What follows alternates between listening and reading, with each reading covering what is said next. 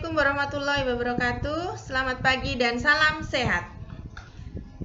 Apa kabar kalian di sana? Semoga keadaan kita selalu dalam lindungan Allah Subhanahu wa taala dan selalu diberi kesehatan. Sebelum kita mulai pembelajaran kita pagi hari ini, marilah kita berdoa terlebih dahulu. Berdoa dimulai. Berdoa selesai. Pagi hari ini kita akan belajar mengenai teks laporan hasil observasi.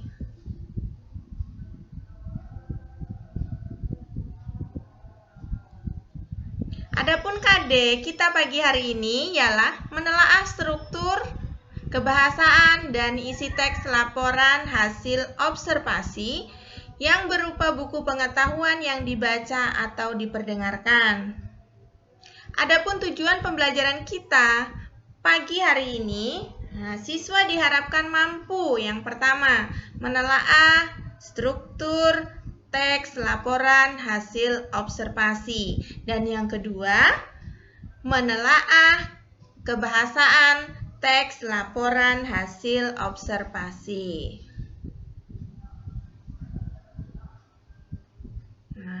Kita belajar mengenai menelaah struktur dan unsur kebahasaan teks laporan hasil observasi. Yang pertama, kita belajar menelaah struktur isi dari teks laporan hasil observasi. Dalam struktur teks laporan hasil observasi ada beberapa bagian. Yang pertama adalah pernyataan umum. Di sana pernyataan umum berisi definisi atau klarifikasi, definisi secara umum objek yang dilaporkan. Yang kedua adalah deskripsi bagian atau aspek, berisi tentang bagian-bagian dari objek yang dilaporkan. Di sana bisa kita lihat, misalnya di sana bagiannya ada ciri fisik, populasi, habitat, makanan, cara berburu, berperilaku, dan berkembang biak. Untuk bagian-bagian di sana bisa kamu ganti apabila objeknya bukan mengenai, misalnya hewan, berarti populasinya dibuang, habitatnya dibuang, makanannya dibuang, cara berburunya dibuang. Jadi bagian-bagian itu atau perincian itu kita sesuaikan dengan objek yang kita laporkan. Yang bagian ketiga adalah kesimpulan. Kesimpulan berisi tentang rangkuman dari laporan observasi yang kita lakukan. Dia ada di paling bawah.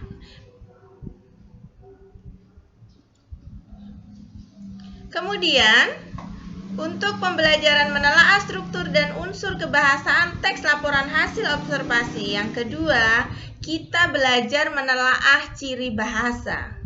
Ciri bahasa yang digunakan dalam teks laporan hasil observasi. Yang pertama, dia menggunakan kata benda. Kata benda digunakan untuk menginformasikan objek yang diamati.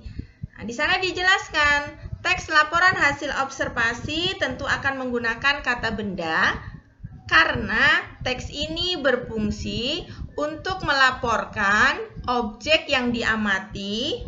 Kemudian, apa itu kata benda? Kata benda adalah kelas kata yang menyatakan nama diri seseorang, nama tempat, atau semua benda dan segala hal yang dibendakan. Contohnya di sana, pelikan. Pelikan adalah jenis burung air dan memiliki kantung yang dapat membesar pada bagian bawah paruhnya. Mana yang jadi kata bendanya? Pelikan. Karena apa? Nama burung. Kemudian ada paruhnya. Apa itu? Nama benda. Mulut. Mulut dari burung disebut paruh. Kemudian Yang kedua, contoh kedua, kakinya pendek dan pada sela jari-jarinya terdapat selaput yang memudahkan untuk berenang. Di sana mana yang menjadi kata bendanya? Ada kakinya, jari-jarinya, dan selaput. Kemudian yang ketiga, air merupakan komponen abiotik yang sangat penting bagi kehidupan. Ayo, mana yang disebut kata benda di sana? Nah, di sana ada air dan kehidupan. Kemudian, pada teks laporan hasil observasi juga menggunakan kata sifat. Di sana kata sifat digunakan untuk mendeskripsikan objek atau suasana. Teks laporan hasil observasi sangat dominan menggunakan kata sifat untuk mendeskripsikan objek. Nah, dalam kurung objeknya bisa benda, bisa orang, bisa tempat, bisa tumbuhan, atau suasana. Sekarang, apa itu kata sifat?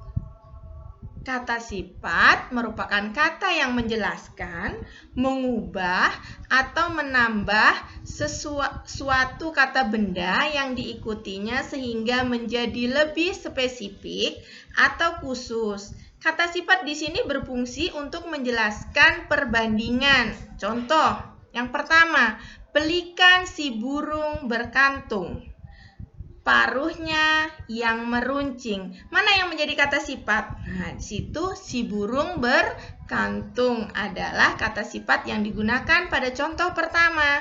Contoh kedua, yang meruncing. Nah, di sana paruhnya yang meruncing. Nah, itu adalah kata sifat. Kemudian, ciri bahasa selanjutnya, dia menggunakan kata kerja aksi. Kata kerja aksi di sini adalah kata kerja untuk menyatakan bahwa subjek sedang melakukan kegiatan. Nah, contohnya, pelikan adalah burung yang hidup berkelompok dan terbang dalam kawanan. Ayo, mana yang menjadi kata kerja? Di sini kata kerja aksi. Ayo yang mana? Nah, di sana bisa kita lihat kata terbang, karena terbang adalah kata kerja. Kemudian mereka sering terbang membentuk satu garis panjang. Di sana kata kerjanya oke, membentuk. Kemudian yang ketiga, pelikan paruh tutul mencari makanan sendiri-sendiri dengan berenang perlahan mendekati ikan, lalu menangkap dengan paruhnya secara tiba-tiba. Ayo, di sana terlihat ada beberapa kata kerja aksi. Ada yang tahu yang mana? Iya, nah, dimulai dari berenang, mendekati, menangkap. Selanjutnya, kata menggunakan istilah-istilah teknis. Nah, istilah teknis itu istilah atau kata-kata yang sering muncul pada objek laporan, ya, pada laporan yang kita buat. Kemudian, ini contoh teks laporan hasil observasi. Burung pelikan si paruh berkantung. Ya, bisa kamu lihat contohnya.